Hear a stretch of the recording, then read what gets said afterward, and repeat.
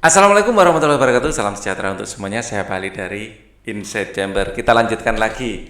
Sekarang kita sudah sampai pada beragam flora dan fauna. Kalian bisa temukan di buku halaman 96. Ya. Oke. Beragam flora dan fauna. Ya, flora itu adalah tumbuhan. Fauna ini hewan. Nah, Indonesia sangat kaya dengan keragaman flora dan fauna. Keanekaragaman hayati Indonesia bahkan termasuk 3 besar dunia bersama Brasil di Amerika Selatan dan Zaire di Afrika. Jumlah spesies tumbuhan di Indonesia mencapai 8.000 spesies yang sudah teridentifikasi. Masih ada yang belum juga, ya. Dan jumlah spesies hewan mencapai 2.215 terdiri atas burung, reptil, mamalia, dan kupu-kupu. Banyak faktor yang menyebabkan kaya dan beragamnya flora dan fauna Indonesia seperti iklim. Iklim memiliki peranan penting bagi persebaran flora dan fauna di setiap daerah. Dalam iklim terdapat faktor kelembaban, ada suhu udara, angin. Kalau kering misalnya, wah cocoknya kaktus misalnya seperti itu ya. Kelembapan udara dan suhu udara sangat penting bagi pertumbuhan fisik tumbuhan. Sedangkan angin dapat mempengaruhi proses penyerbukan pada tumbuhan. Sebagai contoh, tumbuhan yang berada di iklim tropis akan tumbuh subur sepanjang tahun karena memiliki sinar matahari dan curah hujan yang cukup. Jika tumbuhan dapat hidup dengan baik di suatu daerah, maka akan memancing hewan-hewan untuk datang. Karena tumbuhan merupakan bahan makanan penting bagi sebagian besar hewan.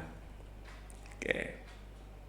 Bukti dari pernyataan tersebut dapat dilihat dan dibandingkan dengan daerah dengan curah hujan tinggi seperti Indonesia dibandingkan dengan daerah gurun yang curah hujannya sangat kecil. Keanekaragaman flora dan fauna di Indonesia jauh lebih banyak dibandingkan keanekaragaman flora dan fauna di daerah gurun. Faktor penyebab kaya dan beragamnya flora dan fauna Indonesia adalah tanah. Ya. Selain iklim ya, faktor penyebab kaya beragam flora dan fauna di Indonesia adalah tanah, tingkat kesuburan tanah, suhu tanah, daya serap air berpengaruh pada baik tidaknya tumbuhan. Tentunya pertumbuhan tanaman di daerah yang tingkat kesuburan tanah, suhu tanah, dan daya serap airnya baik akan berbeda dengan daerah dengan tingkat kesuburan tanah, suhu tanah, dan daya serap airnya kurang baik. Contoh perbedaan yang dikarenakan karakteristik tanah ini dapat dilihat dan dibandingkan antara hutan Kalimantan yang subur dengan hutan di Nusa Tenggara. Di Kalimantan vegetasinya atau flora dan faunanya lebih banyak. Air juga merupakan faktor penting yang menyebabkan kaya dan beragamnya flora dan fauna Indonesia. Perannya yang dapat menyerap, melarutkan, dan membawa makanan dibutuhkan tumbuhan penting bagi hidup tumbuhan. Ya. Flora yang ada di daerah dengan curah hujan rendah memiliki keanekaragaman yang juga rendah dibandingkan dengan yang memiliki curah hujan tinggi. Ya, ada di daerah Indonesia yang curah hujannya rendah juga seperti NTT, Nusa Tenggara itu agak rendah dibandingkan misalnya Jawa, Kalimantan, Sumatera itu tinggi. Ya, jadi hutannya hutan tropis yang banyak mengandung kanopi di situ. Selain iklim tanah dan air yang merupakan faktor abiotik ya, yang abiotik itu tidak hidup, ada juga faktor biotik, faktor hidup yang merupakan kaya dan beragamnya flora dan fauna Indonesia, yakni manusia. Manusia dengan ilmu pengetahuan serta teknologi yang dimilikinya dapat mengembangkan varietas atau jenis flora fauna tertentu. Varietas variasi, misalnya jagung bibit unggul, padi bibit unggul, mangga bibit unggul gitu ya. Begitu juga dengan tingkat mobilitasnya yang pergerakan manusia bisa membawa dan menyebarkan flora dan fauna. Ya, anggrek itu persebarannya nggak cepat. Ya, maksudnya dia tidak mudah menyebar kemana-mana, tapi karena manusia itu suka tanaman anggrek, anggrek langka misalnya di daerah Papua atau di Kalimantan, dia bisa dengan cepat pindah ke Jawa misalnya. Ya. Karena disukai. Ya. Misalnya kayak buah apa lagi? Buah apa yang dari Papua itu yang buah merah atau buah apa yang seperti melinjo itu? Matoa. Buah matoa nggak bisa pindah sendiri ke Jawa misalnya. Sekarang di Jawa banyak sekali buah matoa. yang itu aslinya dari Papua, ya kan gitu. Jadi manusia yang membawanya. Manusia membawa dan menyebarkan flora fauna dari daerah satu dengan daerah yang lain. Di sisi lain, manusia juga mempengaruhi kelangsungan hidup flora dan fauna. Pembangunan rumah, pembukaan lahan, penebangan besar-besaran, perburuan liar, serta pencemaran lingkungan adalah contoh perilaku atau sikap manusia yang bisa mengancam keberadaan dan keberlangsungan hidup flora dan fauna. Ya, jadi kayak badak bercula satu yang hanya ada di Jawa, ya, ya itu hampir punah karena ya Jawa sangat padat. Ya, harimau Jawa sudah dikatakan punah, tapi katanya saya pernah baca ada ditemukan masih ada harimau Jawa. Jadi sangat mungkin, sangat mudah punah karena Jawa sendiri padat, ya. Harimau itu bisa makan manusia ya pasti dihindari. Ya. Faktor biotik selain manusia adalah hewan dan tumbuhan itu sendiri. Hewan dan tumbuhan dapat mempengaruhi keragaman flora dan fauna, misalnya dilihat dari rantai makanan dan sistem penyerbukannya. Tapi ada tumbuhan tertentu yang penyerbukannya susah tapi karena manfaatnya besar jadi lestari, misalnya vanili. Terus ada salak. Ya, salak itu dibantu manusia penyerbukannya, vanili juga akan lebih cepat. Mungkin secara alami bisa tapi sangat kemungkinannya kecil. Ya, atau tidak bisa sebagus kalau dibantu manusia. Nah, gitu ya. Nah, sekarang ide pokok kita kasih dulu. Ini adalah paragraf pertama, di sini paragraf kedua, ya, paragraf ketiga, paragraf keempat, di sini ada paragraf kelima, di sini ada paragraf keenam, ada 7 paragraf. Kita lihat, kita cek di sini memang ada 7. Untuk paragraf pertama, ide pokoknya adalah ini. Indonesia sangat kaya dengan flora dan fauna. Nah, ini ide pokoknya ini. Yang lain adalah menerangkan kekayaan flora fauna Indonesia. Ya, saya pindah ke sini sebagai jawaban. Keragaman Indonesia sangat kaya dengan keragaman flora dan fauna. Yang kedua, ide pokoknya adalah banyak faktor yang menyebabkan kaya dan beragamnya flora dan fauna Indonesia seperti iklim. Nah ini, ya. Jadi iklim memiliki peranan penting bagi persebaran flora dan fauna. Banyak faktor yang menyebabkan kaya dan beragamnya flora dan fauna seperti iklim. Iklim memiliki peranan penting dalam persebaran flora dan fauna setiap daerah. Nah ini. Jadi bukan di kalimat pertama tapi kalimat keduanya. Nah ini, ya. Jadi nggak selalu kalimat pertama ya. Fauna ini sampai sini. Ini saya del saja. Iklim memiliki peranan penting bagi persebaran flora dan fauna setiap daerah. Itu kalimat utamanya, ide pokoknya. Ya. Kemudian yang ketiga, ide pokoknya adalah faktor penyebab kaya dan beragamnya flora dan fauna Indonesia adalah tanah. Ini jadi pokoknya di situ. Ini adalah jawaban untuk nomor 3 berarti. Ini kita del saja. Nggak termasuk jawaban. Sekarang paragraf 4. Air juga merupakan faktor penting yang menyebabkan kaya dan beragamnya flora dan fauna Indonesia. Air. Ya. Ini adalah jawaban yang keempat. Air. Nah ini tidak usah, yang ini. Del. Yang kelima, paragraf kelima, selain iklim, tanah dan air juga merupakan faktor. Selain iklim, tanah dan air yang merupakan faktor abiotik, ada juga faktor biotik yang mempengaruhi kaya dan beragamnya flora dan fauna Indonesia, yakni manusia. Nah ini. Faktor biotik yang mempengaruhi kaya dan beragamnya flora dan fauna di Indonesia yakni manusia. Ya. Oke. Ini yang menjadi topik utamanya. Ini tidak usah. Sekarang paragraf 6. Oke. Paragraf 6, di sisi lain manusia juga mempengaruhi kelangsungan hidup flora dan fauna, pembangunan rumah. Nah, di sisi lain manusia juga mempengaruhi kelangsungan hidup flora dan fauna. Ini jawabannya. Oke, kata di sisi lain ya dihilangkan juga enggak apa-apa. Manusia atau enggak apa-apa deh. Ini oke, del saja. Dan yang paragraf terakhir, faktor biotik selain manusia adalah hewan dan tumbuhan itu sendiri. Oke, ini adalah ide pokoknya. Pahami dengan bagian berikut untuk mengetahui persebaran flora dan fauna di Indonesia.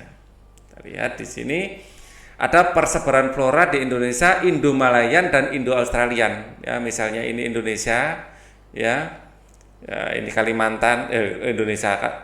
Di sini adalah Sumatera, Kalimantan, di sini ada Jawa, Bali, dan di sini ada Sulawesi, Maluku, di sini Irian Jaya. Ya, di sini adalah Nusa Tenggara, ya. Di sini ada batas di sini. Sulawesi kayak batas tersendiri, tengah-tengahnya ini. Ya. Jadi Indo-Malayan itu daerah sini. Daerah sini adalah daerah Indo-Malayan. Ya. Indo-Malayan, kalau dari sini adalah Indo-Australian. Ya, kalau di sini peralihan. Ya. Nah, di sini adalah garis Wallace dan di sini Weber. Saya khawatir kalau kebalik. Kalau enggak ini Wallace, kalau enggak salah, kalau enggak kebalik ya, ini Wallace. Ini yang Weber. Semoga enggak kebalik. Oke, bisa kalian cek lah di internet ya. Kita lihat Indo-Malayan meliputi Kalimantan, Sumatera, Jawa, Bali. Nah, termasuk Bali di sini ya, Indo-Malayan. Jadi ada Kalimantan, ada Sumatera, ada Jawa, ada Bali. Kalau Indo-Australian, Sulawesi masuk Indo-Australian ya, berarti ini batasnya. Tapi ini daerah peralihan Sulawesi ini sebenarnya. Jadi ada Sulawesi di sini, Sulawesi, ada Maluku ya, ini Maluku. Terus Nusa Tenggara, ini daerah Nusa Tenggara, dan Papua, ini adalah Papua.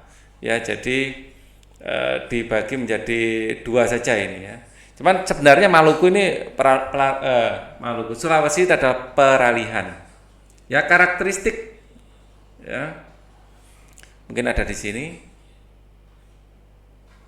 Oh, enggak ada. Di sini ya. Karakteristik dari ini, karakteristik dari yang Indo-Malayan kayak Malaysia gitu ya. Karakteristiknya jenis meranti-merantian sangat banyak. Ini untuk tumbuhan ya, terdapat berbagai jenis rotan ya, di Kalimantan, di Sumatera banyak rotan. Tidak terdapat hutan kayu putih ya. Hutan kayu putih di Jawa ada kayu putih ya. Mungkin dari daerah lain itu diambilnya. Jenis tumbuhan matoa sedikit jumlahnya. Nah, ini matoa itu memang khas dari Papua itu. Jenis anggrek sedikit jumlahnya. Anggrek sedikit tapi ada. Terdapat berbagai jenis rangka, tidak banyak tumbuhan sagu. Nah, kalau yang Indo-Australian lebih dekat ke Australia ya, jenis perantian sedikit, tidak terdapat berbagai jenis rotan, terdapat kayu putih ya, terdapat berbagai jenis tumbuhan matoa ya, jenis anggrek banyak, terdapat jenis nangka, tidak terdapat jenis nangka, adanya buah merah ya, mirip nangka. Banyak terdapat tumbuhan sagu. Oke. Dan sagu merupakan makanan pokok di sana. Bentang alam yang bervariasi dan luas terpisahkan ke dalam pulau-pulau yang juga membuat keragamannya fauna di Indonesia, beragamnya fauna di Indonesia. Ambillah bagian persebaran fauna di Indonesia berikut. Nah, ini badak bercula 1 harusnya, ini kok culanya 2. Ya. Di sini ada harimau Jawa, ada banteng ya di sini ya, di Belambangan, dan di sini ujung kulon ya, ada banteng. Harimau Jawa ini banyak yang bilang sudah punah ya. Komodo khas daerah di sini Nusa Tenggara. Di sini ada anoa babi hutan, sama ini burung maleo, di sini maleo. Di sini orangutan yang terkenal ya di Borneo. Terus di sini ada gajah, ada harimau Sumatera. Ini apa ini?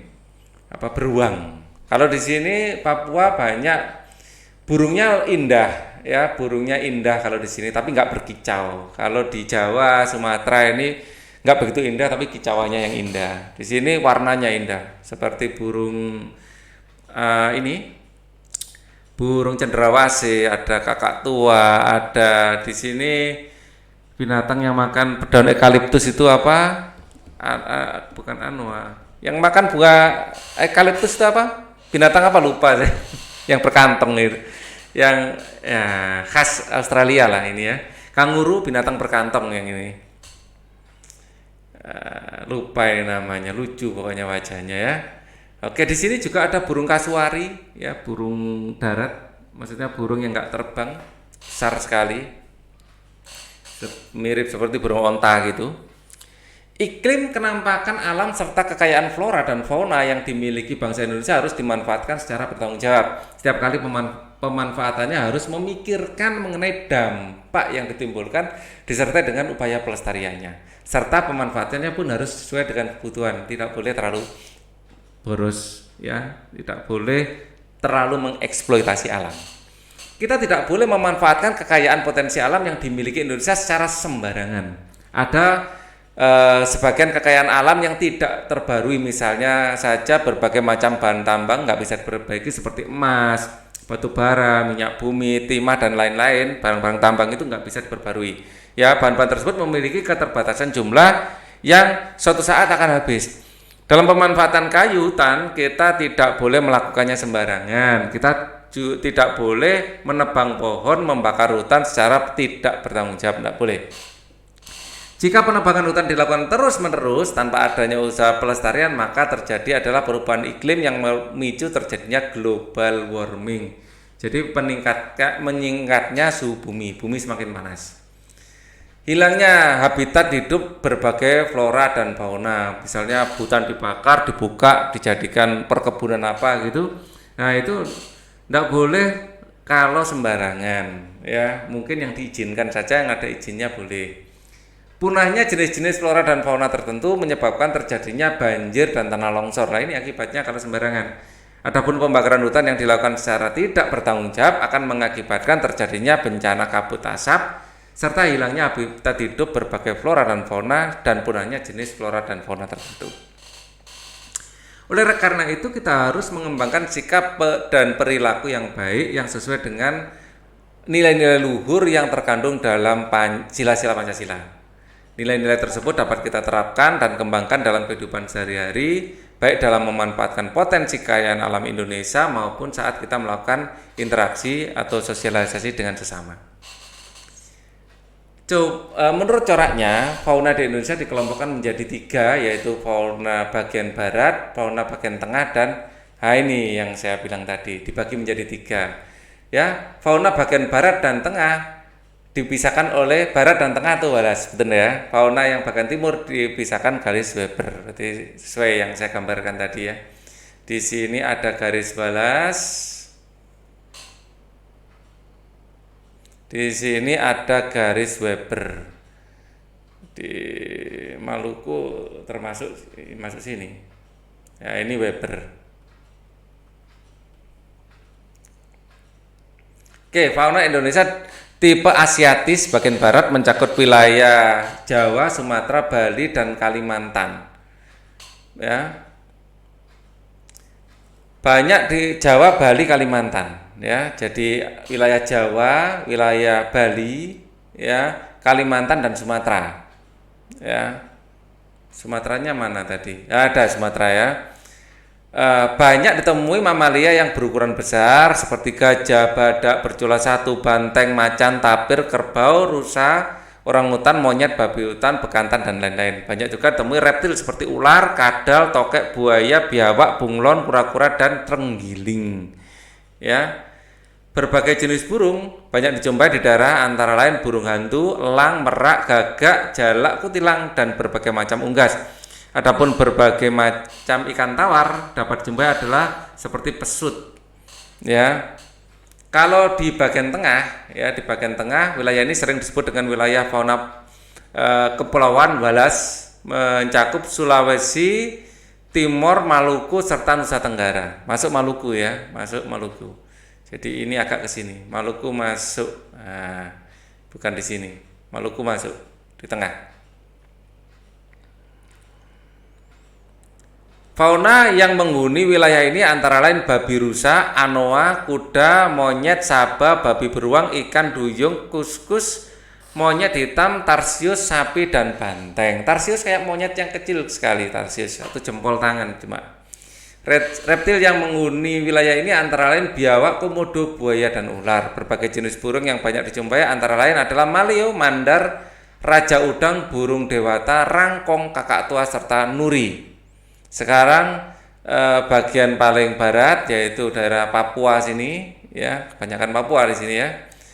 Antara lain Papua dan Kepulauan Aru. Mamalia yang banyak ditemui daerah ini antara lain beruang, kanguru, walabi, landa irian, kuskus, kanguru pohon ya, binatang berkantong itu, pemanjat bekantung, kelelawar. Wilayah ini tidak ditemukan kera. Tidak ada monyet di sana ya. Banyak juga ditemui jenis reptil seperti ular, kadal, buaya, dan biawak. Berbagai jenis burung yang banyak dijumpai daerah ini adalah cendrawasih, kasuari, ya, nuri raja, udang, mundur. Adapun jenis ikan tawar relatif sedikit. Oke, ya, pasangkan dengan garis antara pernyataan yang mencerminkan pengawalan Pancasila dengan sila-sila Pancasila sesuai menggunakan hak pilih dalam pemilu. Jelas ini adalah sila 4, ya. Kerakyatan yang dipimpin oleh hikmat kebijaksanaan dalam permusyawaratan perwakilan. Nah, perwakilan ini memilih pemimpin itu. Jadi sila 4 ini sini. Mempersilahkan teman untuk melaksanakan peribadatan, jelas sila 1, ya. Menganggap pembantu sebagai bagian dari keluarga ini, mencintai sesama manusia, lebih cocok sila 2 ini. Mencintai sesama manusia. 5 juga boleh sebenarnya. Bersikap adil. Sila 3, melanggar hukum, mengadili pelanggar hukum sesuai dengan undang-undang. Ini lebih ke sila 4 ini. Sila keempat. Oh, 5, keadilan sosial bagi seluruh rakyat Indonesia kok. Keadilan ya. Dan menjenguk teman sakit, ini persatuan Indonesia ya. Sebenarnya ini juga cocok untuk sila 2, menjenguk teman yang sakit, mencintai sesama manusia. Ya, ini 2 juga cocok ya. Karena di sila 2 ada butur mencintai sesama manusia. 5 juga cocok. Ya.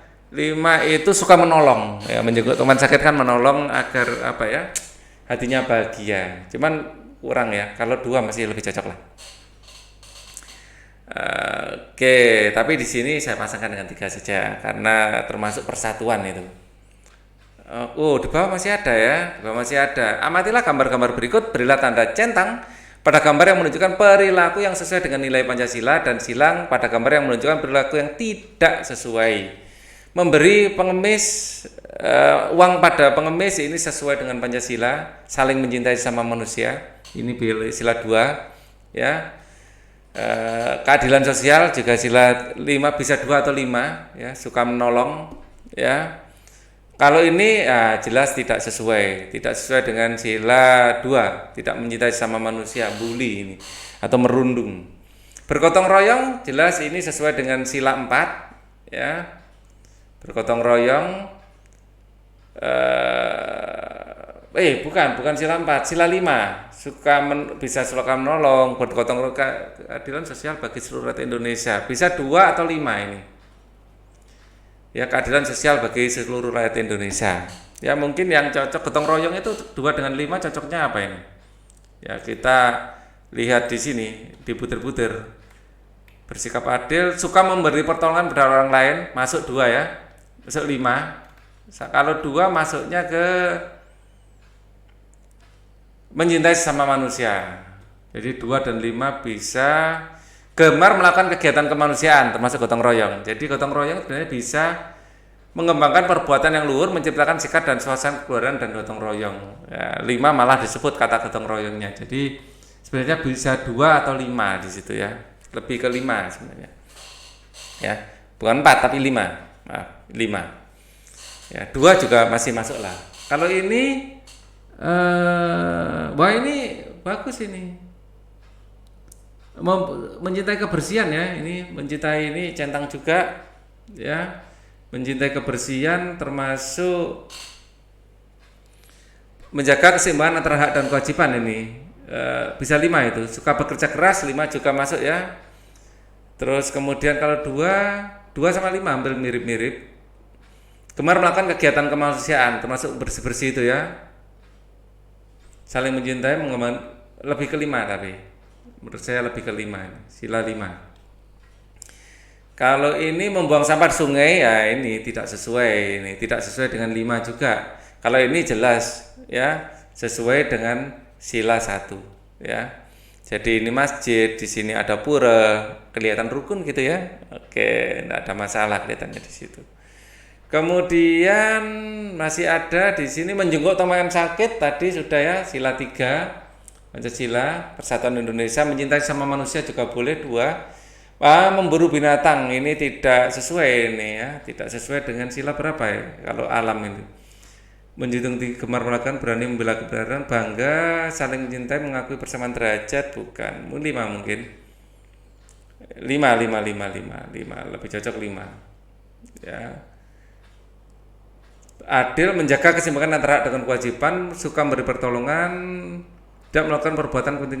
Ini tidak melakukan perbuatan yang merugikan kepentingan umum. Kalau mau nembak burung merugikan kepentingan umum. Karena kalau burungnya banyak yang mati maka ulat akan merajalela. Ya, jadi ini 5. Ya, merugikan kepentingan umum. Kemudian segala perbuatan yang kita lakukan haruslah bisa dipertanggungjawabkan kepada diri sendiri, keluarga, masyarakat maupun kepada Tuhan Yang Maha Esa. Kita pun harus siap menerima akibat dari perbuatan yang kita lakukan seperti pujian dan cemoohan, ya, hadiah atau hukuman, pahala atau dosa, ya. Siap menerima akibat-akibat dari perbuatan, ya. Jadi ada, kalau kalian berbuat itu ada akibatnya. Ya, contoh kita membuang sampah ke sungai, maka kita harus siap menerima akibatnya, yakni banjir. Jika kita mau menebang hutan sembarangan, kita harus siap menerima akibatnya, yakni tanah longsor, banjir juga, ya. Dengan demikian kita harus menjaga perilaku terhadap alam. Jika alam terjaga dengan baik, maka hidup kita pun akan baik. Perilaku manusia terhadap alam berbanding lurus dengan bencana yang timbul. Ya, kalau buruk ya bencananya buruk. Ya, jika perilaku yang baik terhadap alam maka hidup akan nyaman. Namun jika perilaku buruk terhadap alam maka bencana akan datang. Amatilah kondisi sumber daya alam yang ada di lingkungan tempat tinggalmu, berilah tanda centang pada kolom yang sesuai dengan keadaan sumber alam tempat tinggalmu, ya. Karena Pak Ali hidup di Surabaya, sungai di kota relatif kurang baik, ya. Hutan ada hutan mangrove dan itu kondisinya bagus untuk ukuran kota ya, Surabaya. Pohon dan tumbuhan, wah sekarang baik. Pohon dan tumbuhan, banyak taman-taman sekarang ya, tapi kali sungai tetap kotor loh ya, Pak Ali jujur. Hewan kurang baik ya, ada daerah tertentu yang hewannya bagus ya, termasuk baiklah untuk ukuran kota, loh ya, untuk ukuran kota. Jadi di daerah mangrove sana memang tempat persinggahan migrasinya burung, kita bisa lihat macam-macam burung di sana. Kalau datang ke Surabaya, datang ke hutan mangrove ya, hutan mangrove dirawat di Surabaya itu. Bersama orang tuamu bersihkan saluran air yang ada di rumahmu, kumpulkan dan buanglah sampah pada tempatnya dan rapikan pepohonan yang ada di sekitar tempat tinggalmu. Ya, sini wah hebat sekali Pak Bejo, sudah tua tapi masih kuat mencangkul, sehat ya, setiap hari mencangkul. Tulang dan otot tangannya masih kuat mengayun cangkul yang berat.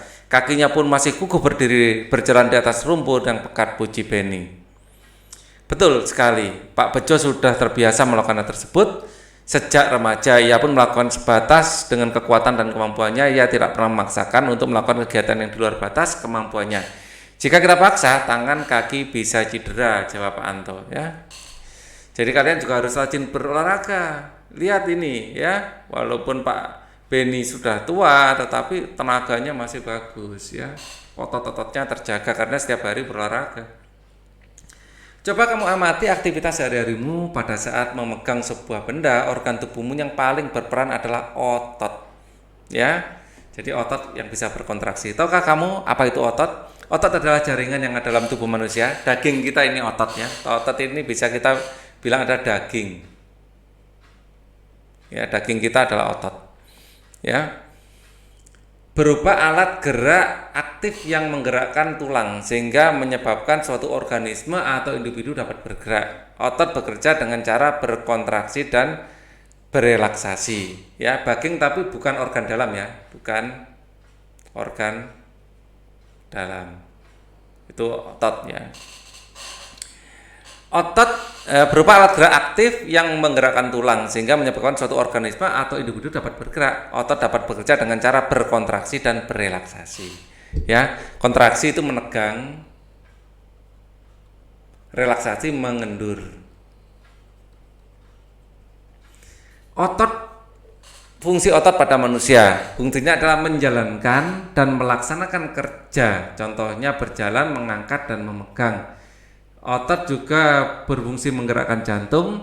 Otot juga mengalirkan darah yang terdiri atas zat-zat nutrisi yaitu oksigen dan lain-lain. Itu adalah fungsi otot pada manusia. Ya, untuk bergerak dan menggerakkan jantung terutama ya. Mengalirkan darah ini kan jantung yang bergerak itu tadi, ya. Maaf. Jadi secara tidak langsung ya otot juga yang mengalirkan darah. Macam-macam otot manusia. Ada otot polos. Otot polos adalah otot yang menyusun organ-organ dalam. Otot polos adalah otot yang bekerja tanpa sadar. Jadi jantung bergerak sendiri, paru-paru bergerak sendiri tanpa kita sadari. Tapi jantung bukan otot polos ya, otot jantung nanti. Ya, otot polos misalnya paru-paru. Ya, kita tanpa kesadaran kita yang dipengaruhi oleh sistem saraf tidak sadar atau saraf otonom. Ya, jadi saraf tidak sadar atau saraf otonom yang menggerakkan itu bukan otak kita, bukan kesadaran kita, ya, tapi saraf otonom. Saraf otonom pusatnya di otak juga masalahnya ya, di medula oblongata. Otot polos dibentuk oleh sel-sel yang berbentuk gelendong di mana kedua ujungnya runcing dan mempunyai satu inti. Jadi bentuk selnya gelendong seperti ini dan memiliki satu inti ya. Contohkan seperti ini. Ini menyusun organ dalam seperti di sini ada lambung, hati, usus. Juga ada di sini nggak digambar tapi ada paru-paru saya tambahkan. Paru-paru, limpa dan macam-macam. Nah, waktu kontraksi antara 3 sampai 180 detik, bentuk dari otot polos adalah gelendong. Ini penting ya. Waktu kontraksi 3 sampai 180 detik, bentuknya gelendong, terdapat pada organ dalam, memiliki satu inti sel yang berada di tengah. Pergerakannya dari otot polos lambat dan mudah lelah, dipengaruhi oleh saraf otonom, ya. Otot polos biasanya berada pada bagian usus, saluran peredaran darah, dan otot di saluran kemih. Tidak diperintah oleh otak atau tidak dipengaruhi oleh otak. Sebenarnya ada, tapi bukan otak bagian cerebrum. Ya, ada batang otak. Itu otak juga yang memerintah sebenarnya ya. Jadi ini tidak diperintah oleh otak, ini saya kasih tanda petik aja. Sebenarnya ada juga perintah, tapi tidak sadar, tidak melalui logika sadar. Otot lurik, ya. Otot lurik adalah otot yang menempel pada rangka tubuh manusia yang digunakan untuk pergerakan. Otot lurik adalah otot yang bekerja di bawah kesadaran. Jadi kita sadar, kita ngambil HP, ya, kita ngangkat pulpen, jadi itu sadar, ya. Tapi kalau kita berkedip, tidak sadar, tiba-tiba sudah berkedip gitu aja, ya. Otot lurik juga dinamakan otot rangka. Mengapa? Karena menempel pada rangka. Dinamakan otot lurik karena adanya sisi gelap dan sisi terang yang berselang-seling, ya. Nah, ini otot ada yang agak gelap, ya, ada yang terang berselang-seling. Contohnya adalah otot pada ini otot nama bicep. Ini adalah otot tricep. Ya, otot pada lengan kita, yang atas bicep, yang bawah tricep. Bentuk silindris dan dengan garis gelap terang melekat pada rangka, bekerja secara sadar, ya, dengan perintah otak cepat dan mudah lelah, ya. Ini tadi yang polos, lambat tapi tidak mudah lelah. Nah ini, dan tidak mudah lelah. Ya, pergerakannya lambat dan tidak mudah lelah. Paru-paru bergerak terus dari kecil nggak lelah-lelah. Kalau ini cepat dan mudah lelah. Tadi ada kata tidaknya ya. Bentuk yang panjang dan memiliki banyak inti atau multisel. Bentuknya panjang, memiliki banyak inti. Ini adalah intinya. Mempunyai pigmen mioglobin. Jadi memiliki pigmen mioglobin, inti sel berada di tepi. Oke, sekarang otot jantung ini perpaduan antara otot lurik dan otot polos otot jantung. Ya. Otot jantung adalah otot yang bekerja secara terus-menerus tanpa istirahat atau berhenti. Otot jantung merupakan perpaduan antara otot lurik dan otot polos karena adanya persamaan pada otot jantung. Misalnya setiap sisi gelap dan terang, ya, misalnya memiliki sisi gelap dan terang, inti sel berada di tengah, otot jantung berfungsi dalam memompa darah ke seluruh tubuh, otot jantung bekerja di bawah kesadaran manusia. Saraf yang memengaruhi otot jantung adalah saraf simpatik dan parasimpatik. Ya, jadi ciri jantung, otot jantung membentuk silindris, ya, bentuk silindris otot jantung seperti silinder gitu, memiliki percabangan. Otot jantung terletak pada jantung, memiliki satu sel yang berada di tengah, bekerja tanpa kesadaran manusia. Oke, itu adalah otot jantung. Wah, ini ganti yang sini. Oke, ini saya atur dulu pakai warna merah. Ya, jadi bekerja terus tanpa istirahat, tidak membutuhkan. Dan ini otot jantung bercabang dia, ya, ototnya khasnya bercabang.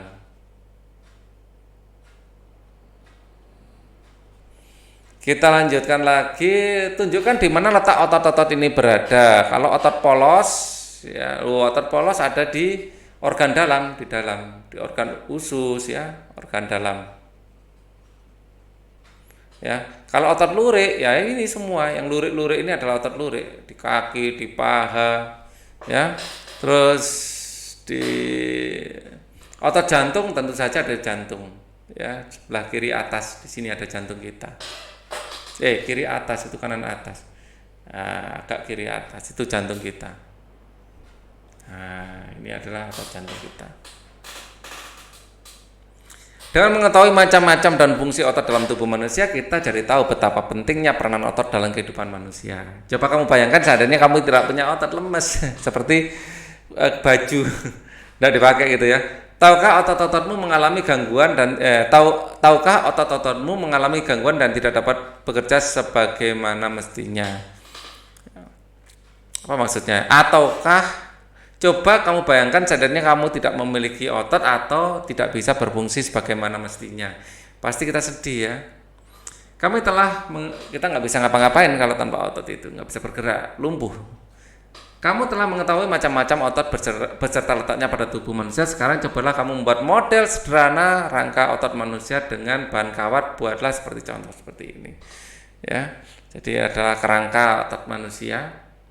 Sekarang otot manusia. Mungkin ini ada ide pokok lagi ya. Yang pertama, otot manusia. Otot dalam tubuh manusia memiliki beberapa fungsi, tetapi fungsi utama adalah untuk bergerak. Ya, jadi ini adalah ide pokok yang pertama. Adapun fungsi-fungsi yang lainnya adalah untuk mendukung tubuh, menjaga postur tubuh, dan menjaga suhu tubuh. Semua fungsi otot tersebut dapat dilakukan apabila otot dalam keadaan sehat tanpa terjadi gangguan atau kelainan. Ya, jadi nanti kita sampai sini nanti ya. Otot dalam tubuh ini yang kedua. Otot dalam tubuh manusia berperan dalam gerakan-gerakan yang disengaja, ya, atau sadar. Gerakan yang disengaja berarti dilakukan dengan sadar dan membutuhkan usaha tersendiri pada tiap-tiap bagian otot. Contoh gerak yang sengaja antara lain berjalan, membungkuk, memutar, memegang, dan mengangkat. Selain itu, otot dalam tubuh manusia juga berperan dalam gerakan manusia yang tidak disengaja. Gerakan manusia yang tidak disengaja adalah gerakan yang secara otomatis. Contoh gerakan yang tidak sengaja antara lain pernapasan. Kita bernapas itu otomatis. Kalau nggak otomatis kita lupa bernapas ya. Wassalam. Gerakan pencernaan makanan melalui sistem pencernaan dan detak jantung. Kita nggak tahu. Kita makan tiba-tiba keluar aja pagi ya. Jadi itu otomatis. Detak jantung juga otomatis. Otot dalam tubuh juga berfungsi memberikan dukungan. Otot dalam tubuh manusia, khususnya otot-otot rangka, bekerja untuk mendukung tubuh. Misalnya ketika duduk, berdiri, dan otot-otot rangka ini akan melakukan penyesuaian dengan gerakan, dengan memperkuat sendi, dengan menopang tulang sehingga berada pada posisi yang tepat. Selain itu, otot rangka juga memegang peranan penting dalam menentukan kekuatan tubuh serta keseluruhan dan kemampuan untuk melakukan aktivitas fisik. Dengan otot yang kuat, maka kesehatan tubuh kita juga akan terjaga. Kita pun bisa melakukan berbagai gerakan. Ini paragraf 3, paragraf 4, ya. Sekarang paragraf 5. Fungsi lain dari otot adalah untuk mempertahankan postur tubuh. Otot rangka membantu manusia, misalnya berdiri, mempertahankan sikap tegak. Dalam hal ini otot juga membantu proses keseimbangan tubuh, ya, untuk posisi tubuh. Otot juga berperan dalam menjaga suhu tubuh. Secara keseluruhan, sistem otot dapat merespon jika tubuh mengalami penurunan atau peningkatan suhu. Contoh respon otot ketika terjadi penurunan suhu adalah menggigil. Kita lakukan untuk menghangatkan tubuh sebenarnya. Menggigil adalah respon yang tidak sengaja di mana otot berkontraksi secara tepat untuk menghasilkan panas. Otot yang menggigil tersebut menuntut meningkatkan darah yang mengandung oksigen dan meningkatkan suhu tubuh. Berdasarkan bacaan di atas, temukan ide pokok masing-masing paragraf. Kita seperti sebelumnya menentukan ide pokok ini. Otot-otot dalam tubuh manusia memiliki beberapa fungsi, tetapi fungsi utama adalah bergerak. Ini adalah pokoknya. Ya, sudah ada di situ. Yang kedua, otot dalam tubuh manusia berperan dalam gerakan-gerakan yang disengaja. Ya. Nomor 2.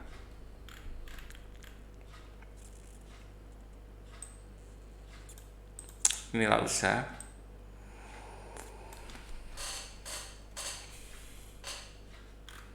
Yang ketiga, selain itu otot dalam tubuh manusia juga berperan dalam gerakan manusia yang tidak sengaja. Ya, seperti otot polos.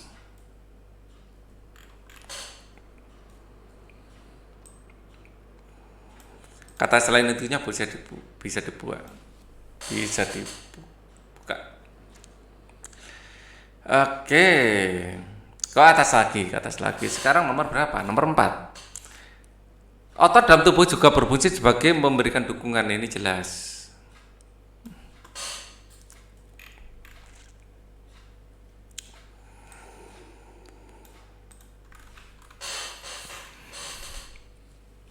Fungsi lain dari otot adalah mempertahankan postur tubuh. Jelas ini.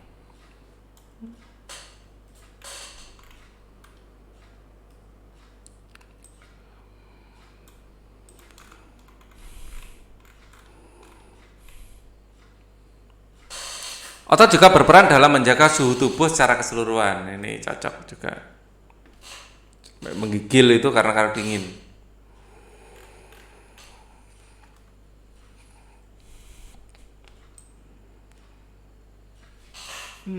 Maaf ya, jadi ngantuk Pak Ali. Nah, kita lanjutkan.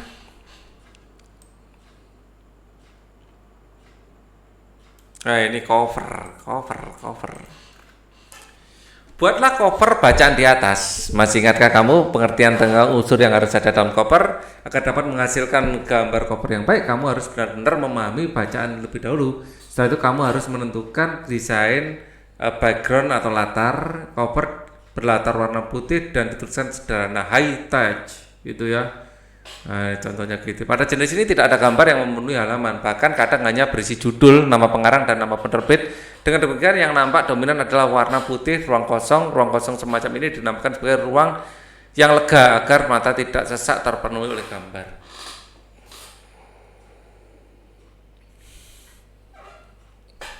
Maaf. Pada jenis ini bagian yang dominan adalah gambar ilustrasi dan judul. Selain itu juga disajikan permainan warna yang mencolok dan bervariasi. Ya, jadi ekonomi makro melihatkan suasana kota, gitu ya, konsep dan realita. Nah, sekarang giliranmu membuat cover buku. Buatlah cover buku dari bacaan yang otot manusia, ya. Gambar yang kamu buat harusnya memperhatikan unsur-unsur cover seperti yang sudah kamu pelajari, ya, kayak tadi aja. Kita bisa mengcopy gambar ini, ya. Di sini kan ada otot manusia, ya. Nah, ini kita bisa copy, ya, dimasukkan sini, ya, baru kita kasih judul yang sesuai. kasih judul yang sesuai. Nah, gini. Wah, keren ini. Nanti kasih pengarangnya juga ya. Oke. Otot manusia.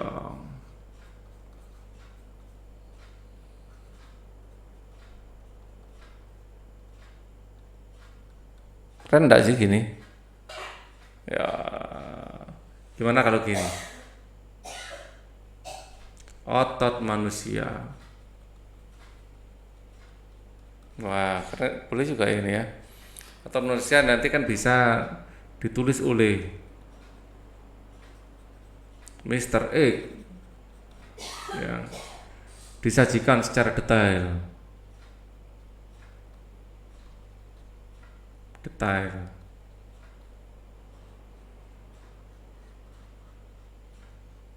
Nah, gini.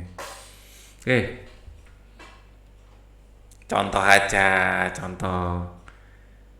Setelah gambar selesai kamu buat, ceritakan kembali gambarmu tersebut di hadapan teman, guru. Tapi ingat, yang menjadi dasar ceritamu adalah bukanlah bacaan otot manusia, tapi gambar yang telah kamu buat.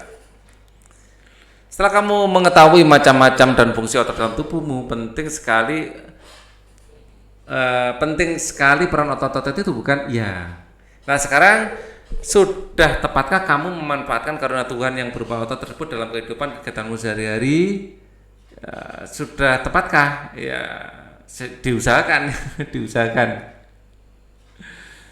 Ya, atau insya Allah tepat ya. Kita kan nggak tahu itu sudah tepat atau belum. Tunjukkan hasil gambar cocormu di atas pada orang tuamu. Tentukan hasil evaluasi penilaian orang tuamu pada kolom berikut. Ini untuk orang tua kalian ya.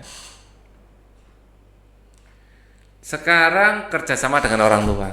Pada kegiatan sebelumnya kamu diminta membuat model sederhana organ gerak manusia dan membuat gambar cover buku. Jika mengalami kesulitan dalam penyiapan alat dan bahan dalam proses pembuatan kedua kegiatan tersebut, mintalah bantuan pada orang tuamu. Oke. Pak Anto dan Benny kaget. Tiba-tiba terdengar suara teriakan minta tolong. Mereka berdua pun segera mencari dan mengambil sumber suara tersebut. Oh, ternyata kaki salah satu pekerja keselio karena terpleset saat melangkah keluar dari sawah. Dia tampak kesakitan sekali. Kenapa Pak Bejo? Pak, tanya Benny khawatir. Oh, kaki Pak Bejo keselio, rasanya sakit sekali, jawab Pak Anto. Apa itu keselio, Pak? Tanya Benny penasaran. Keselio merupakan gangguan atau cedera yang terjadi pada otot. Hal tersebut terjadi karena adanya gerakan dadakan, kekurang siapan otot dan melakukan suatu gerakan, juga karena adanya paksaan gerakan pada otot, jawab Pak Anto. Oh, begitu ya Pak, sahabat Benny, keselio bisa terjadi kapan saja, di mana saja, serta dalam kegiatan apa saja. Misalnya berolahraga bisa keselio. Salah satu jenis olahraga yang rentan keselio adalah sepak bola. Karena dalam sepak bola kerja otot sangat forsir, tubuh bergerak dan berlari dalam waktu lama, jelas Pak Anto. Oleh karena itu, untuk memperkecil kemungkinan terjadinya cedera sebelum melakukan kegiatan sepak bola dan olahraga lainnya, harus menguasai teknik-teknik terlebih dahulu, belajar dulu.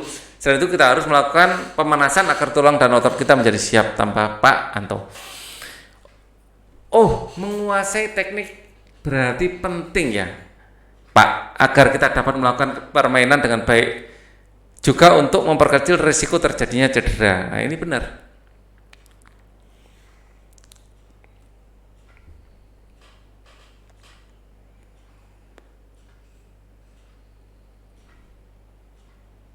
Setelah dirawat dan diobati, kaki Pak Bejo yang keselio berlangsung-langsung membaik dari yang sebelumnya dan yang sebelumnya tidak bisa digerakkan lagi, kini sudah bisa digerakkan lagi tanpa rasa sakit. Kini Pak Bejo sudah bisa, kakinya sudah bisa ditekuk ya, diluruskan dan diputar-putar. Oleh karena itu Benny dan Anto dan Benny pun senang melihatnya. Sekarang kaki Pak Bejo bisa digerak-gerakkan kembali. Pak Bejo pun dapat melakukan berbagai aktivitas memanfaatkan kerja otot. Sekarang macam-macam gerak otot. Gerakan meluruskan, contohnya meluruskan siku. Nah, ini ya. Ini bahasa kerennya adalah ekstensi. Gerakan menekan ke bawah atau menurunkan, ya. Ini, wah ini lupa saya. Abduktor atau lupa saya. Gerakan memutar lengan hingga telapak melungkup. Lupa juga. Gerakan menjauhkan, contohnya gerak tungkai menjauhkan dari sumbu tubuh, ini fleksi. Gerakan yang memutar bagian lengan menengadah gini ya. Ini menelungkup, menengadah. Kalau meluruskan contoh gini, menekan, atau untuk menurunkan gini, menengadah gini.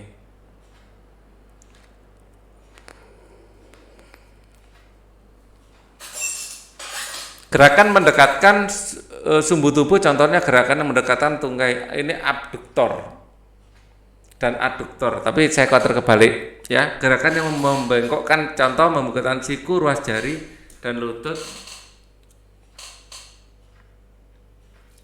Gerakan menjauhkan tungkai, menjauh dari sumbu tubuh. Oh, ini bukan, ini membengkokkan. Meluruskan, ekstensi, membengkokkan, fleksi.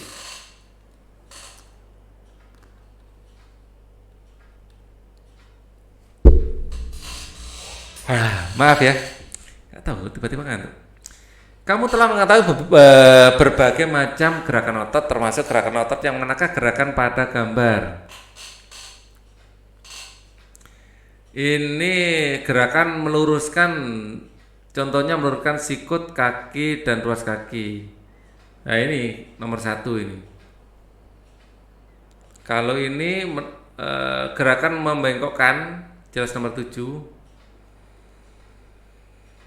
Ngangkat atau turun.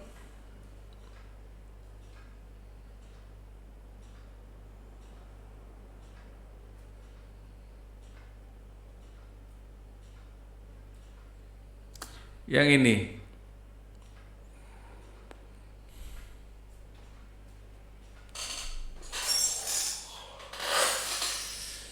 Kalau yang ini gerakan menekuk juga ini ya. Kalau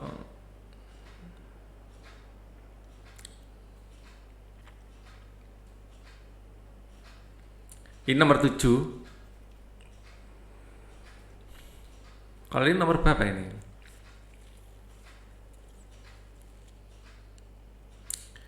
Menekan ke bawah atau menurunkan.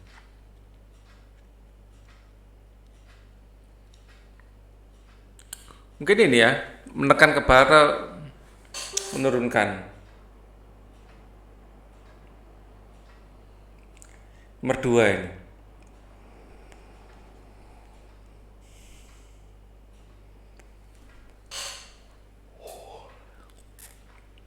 Yang ini pegang sepatu itu nomor berapa ya?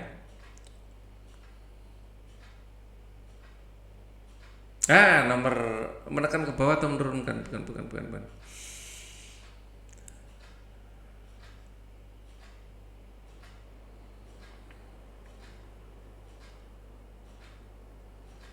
Nomor 6. Mendekatkan tungkai dengan suhu tubuh. Oke. Kita baca lagi nomor 6. Gerakan yang mendekatkan sumbu tubuh, contohnya gerakan mendekatkan tungkai dengan sumbu tubuh. Oke. Untuk menambah pemahamanmu mengenai otot, buatlah model sederhana dengan menggunakan styrofoam. Kegiatan ini dapat kamu lakukan bersama dengan kelompokmu. Siapkan alat bahan ya seperti ini ya.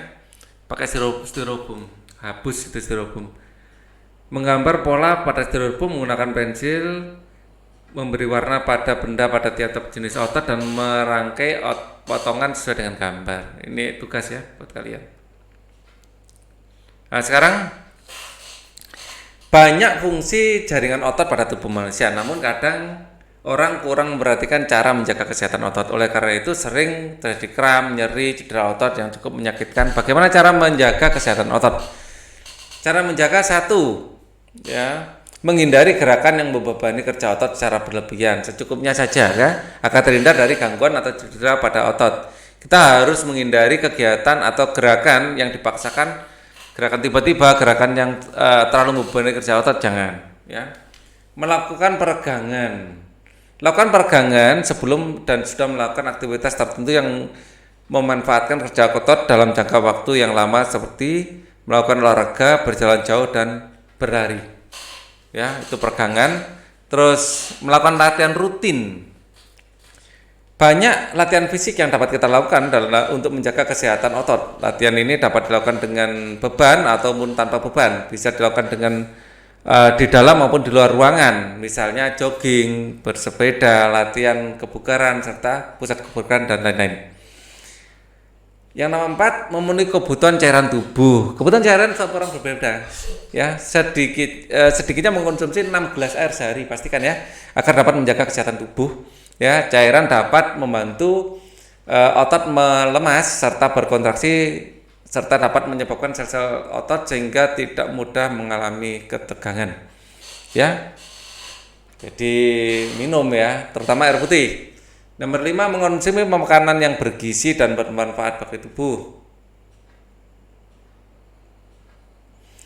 Banyak jenis makanan yang mengandung gizi yang baik bagi otot, khususnya pembentuk otot. Makanan-makanan tersebut antara lain adalah putih telur, susu, ikan tuna, brokoli, dada ayam, daging sapi, minyak ikan, keju, kacang almond, kacang Arab, dan bayam. Itu adalah makanan-makanan yang bagus untuk otot. Nomor 6, meringankan nyeri otot. Gunakan krim khusus untuk meringankan menimbulkan rasa hangat sehingga otot yang kram menjadi rileks. Ya. Cara merawat otot pada manusia. Aderai Binaragawan Perkasa Indonesia. Wah. Keren ya tubuhnya ya. Aderai adalah sosok pria perkasa yang sangat terkenal di Indonesia, bahkan di dunia. Sebagai binaragawan Indonesia, banyak sudah prestasi yang diraihnya, baik di tingkat nasional maupun tingkat internasional. Saat ini Aderai telah pensiun sebagai atlet binaraga, namun demikian ia tetap aktif menjadi pembina dan membuka tempat kebugaran di beberapa daerah di Indonesia. Pada waktu kecil, Aderai hanya seorang anak kecil yang memiliki tubuh kurus, bahkan bisa dibilang sangat kurus. Pada umur 10 tahun, Ade dengan tinggi 183 dan berat badan Ade hanya 55. Aderai, dia memiliki minat yang tinggi dalam bidang olahraga. Pada awalnya dia menggeluti bidang olahraga bulu tangkis, namun Aderai tidak begitu lama menggeluti bulu tangkis sehingga pada akhirnya dia memilih untuk menjadi seorang atlet binaraga. Ya, seperti ini, wah, badannya keren, memang atlet binaraga. Prestasi pertama Aderai di dalam bidang binaraga diraih pada tahun 1995. Prestasi tersebut memicunya untuk terus aktif mengikuti berbagai kejuaraan, mulai dari lingkup kecil hingga lingkup besar, mulai dari lokal hingga internasional, ya, hingga akhirnya Aderai terus berkembang dan meraih sukses demi prestasi dari berbagai kejuaraan. Ya, masalah prestasi yang diraih Aderai tidak perlu diragukan lagi. Dari berbagai kejuaraan yang diikutinya selalu membuahkan hasil yang mengagumkan. Salah satunya adalah kemenangannya di Musselmania World, kejuaraan dunia binaraga kelas ringan dan dari situlah kita lanjutkan ya. Dari situlah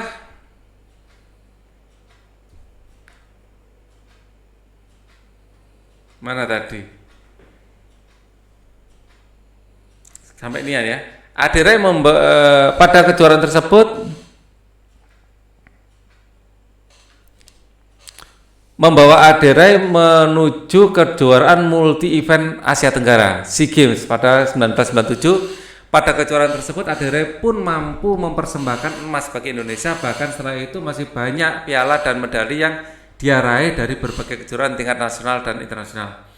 Berkat prestasi-prestasinya itulah Aderai turut mempromosikan binaraga Indonesia dari yang sebelumnya sepi peminat hingga akhirnya olahraga binaraga menjadi olahraga yang banyak diminati di Indonesia, baik oleh pria maupun wanita.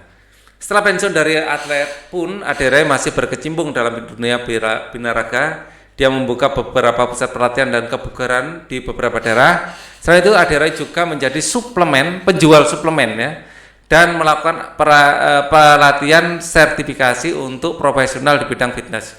Ade juga aktif mengamanyakan hidup sehat melalui fitness dengan menerbitkan buku dan majalah serta menjadi pembicara di berbagai seminar dan acara. Seperti biasa, kita akan menemukan ide pokok, ya. Ide pokok kita kasih ini dulu. kita kasih 1, 2, di sini ada 3, 4 ya, 4, 5, 6 saja ya. Oh ada 7, berarti 7, 6, 5-nya mana?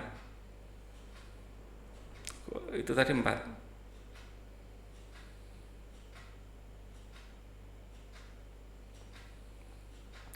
1, 2, wah ini 3-nya. Nah, 5-nya di sini. Oke. Kita akan jawab persoalannya. Oh, mulai nomor 1 ya. Langsung saja. Untuk nomor 1, jelas Aderai adalah sosok pria perkasa yang sangat terkenal di Indonesia bahkan di dunia.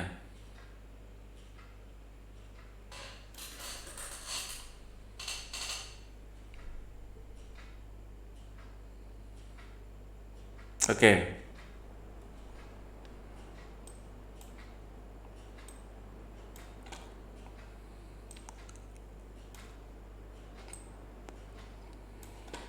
Ini saya taruh ke sini biar nggak ketutup. Sekarang nomor 2.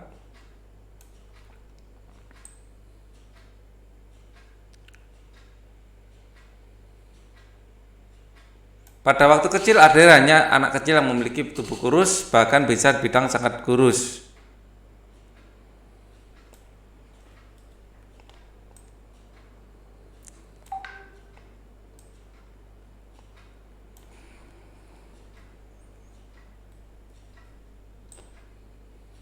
Ini 2, 3.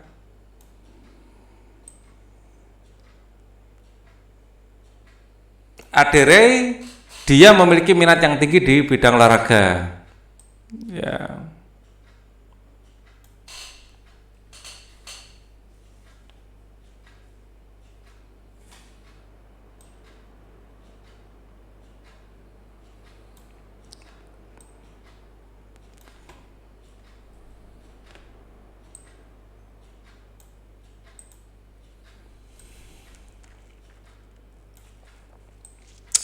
Kemudian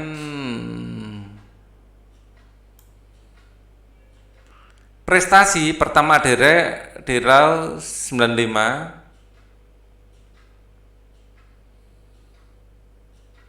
Nah ini ya.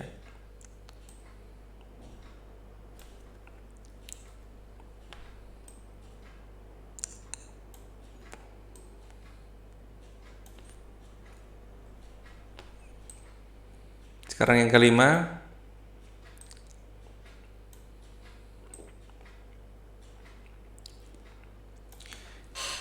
Masalah prestasi yang diraih Aderai tidak perlu dilakukan lagi.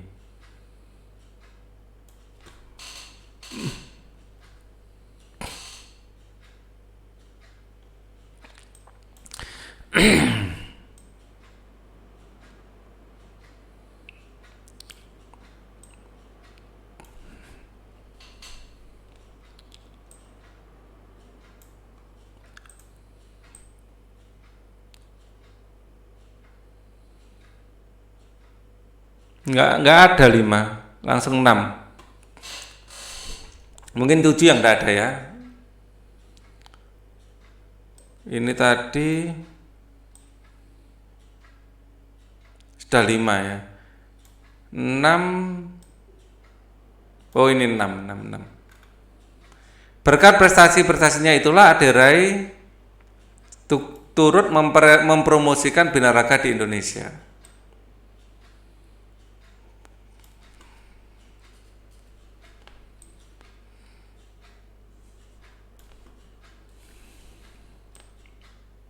Terakhir, setelah pensiun sebagai atlet pun Aderai masih berkecimpung di dunia olahraga.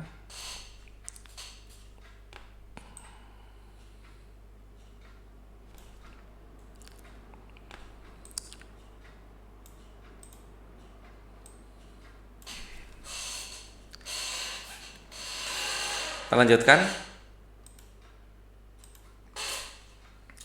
Seorang atlet binaraga memerlukan pelatihan yang rutin, terukur, dan membutuhkan waktu yang tidak sebentar dalam membentuk otot-ototnya. Disiplin ya. Selain itu mereka juga menjaga sekali pola makannya. Tentunya dengan pola makan yang sehat. Mereka sangat memperhatikan asupan makanan yang mulai dari gizi, komposisinya, porsinya, kebersihannya. Jadi untuk menjadi seorang binaragawan tidak bisa dilakukan secara instan dengan hanya minum obat-obatan atau suplemen yang menambah massa otot saja, apalagi sampai mengonsumsi bahan-bahan berbahaya yang hanya sekedar ingin cepat mendapatkan otot yang besar. Itu tidak bagus ya. Buatlah gambar cover tentang bacaan berjudul Aderai Binaragawan Perkasa Indonesia. Sebelumnya coba ingatlah kembali unsur-unsur ragam desain yang membuat gambar cover ya. Jadi ada unsur judulnya ya, judul Aderai. Di sini gambarnya Aderai dengan otot besarnya saja. Wah, gini. Di sini.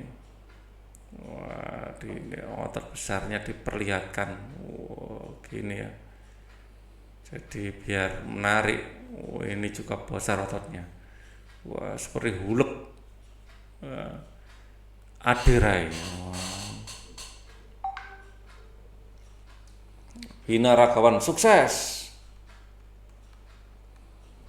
Aderai ngono ya.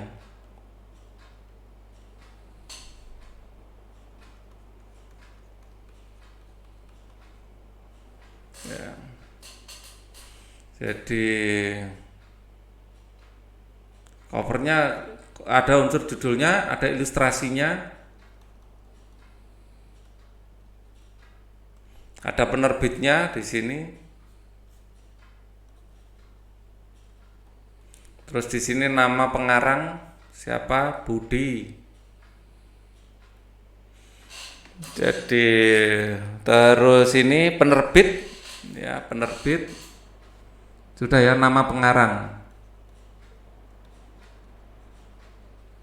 Nama pengarang sudah, penerbit sudah. Penerbit Bumi Makmur atau Sportivo. Olahraga masalah penerbitnya gitu. Oke. Rahasia sukses ala Aderai.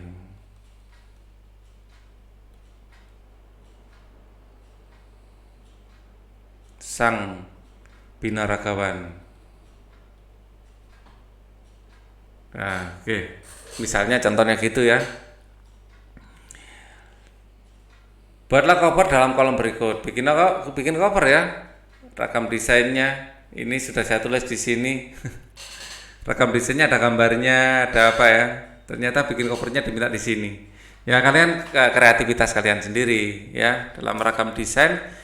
Kita kalau lihat di sini tadi waktu ragam desain tadi ada ini tadi ya. Ada backgroundnya, ada desain penuh warna. Ya, kalian ikuti di sini ragam-ragamnya. Bentar.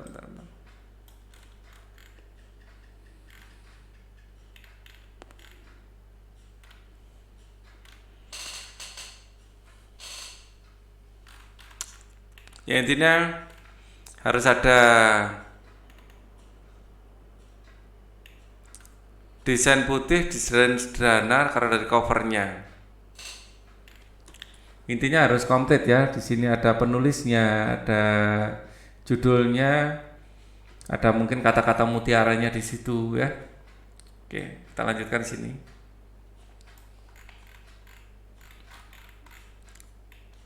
Beni senang sekali hari ini, dia senang bisa membantu Pak Anto.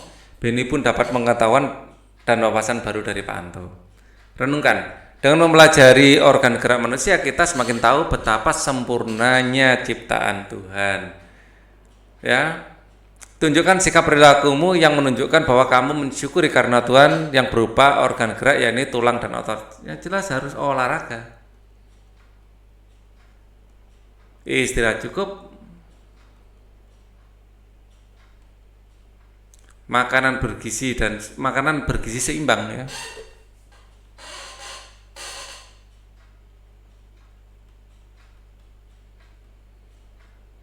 Dan makan jangan banyak-banyak juga, jangan kurang, yaitu bagaimana cara kita mensyukuri ya nikmat diberi otot ini. Ya. Oke, ini B ya. Tulisannya Pak Ali agak kacau, apalagi nulisnya di sini.